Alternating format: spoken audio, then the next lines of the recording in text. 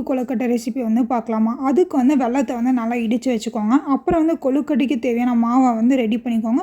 So நாங்கள் வீட்டிலேயே வந்து அரிசி மாவு வந்து அரைச்சிட்டோம். உங்களால் முடியல அப்படின்னா வந்து கடையில் வந்து ரெடிமேட் மிக்ஸ் வந்து வாங்கிக்கோங்க. ஸோ வெல்லத்தை வந்து இடித்த பிறகு அது கூட வந்து நிலக்கடலையும் சேர்த்து நல்லா வந்து அரைச்சிக்கோங்க. வேணும்னா வந்து பொட்டுக்கடலை வந்து அரைச்சிக்கோங்க. அப்புறம் வந்து தேங்காய் வந்து நல்லா துருவி வச்சுக்கோங்க. ஸோ இது எல்லாத்தையுமே சேர்த்து ஒரு பூரணத்துக்கு மாதிரி ரெடி பண்ணிக்கோங்க. நான் வீடியோவில் காமிக்கிற மாதிரி உங்களுக்கு வந்து இந்த இனிப்பு கொழுக்கட்டை பிடிக்கும் அப்படின்னா வந்து கீழே வந்து கமெண்ட் பண்ணுங்கள்.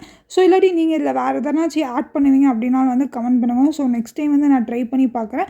ஸோ அப்புறம் வந்து அந்த மாவை வந்து ஒரு இலையில போட்டு நல்லா பரப்பிட்டு அந்த பூர்ணத்தையும் உள்ளே வச்சுட்டு வேக வச்சு எடுத்திங்கன்னா வேறு லெவலில் கொழுக்கட்டை ரெடி ஆகிடும். ஸோ டேஸ்ட்டுமே வந்து நல்லா இருந்துச்சு. நான் ஃபைனல் அவுட்புட்டை வந்து நான் எடுக்கல, ஏன்னா வீடியோ வந்து மிஸ் பண்ணிவிட்டேன். இந்த வீடியோ பிடிச்சிருந்துச்சி அப்படின்னா வந்து லைக் பண்ணதோடு மட்டும் இல்லாமல் உங்கள் வீட்டில் வந்து செஞ்சு பார்த்துட்டு எப்படி இருக்குன்னு வந்து சொல்லுங்கள். ஸோ இந்த வீடியோ பிடிச்சிருந்துச்சி அப்படின்னா வந்து சப்ஸ்கிரைப் பண்ணிக்கோங்க, ஷேர் பண்ணிக்கோங்க. தேங்க்ஸ் ஃபார் வாட்சிங்.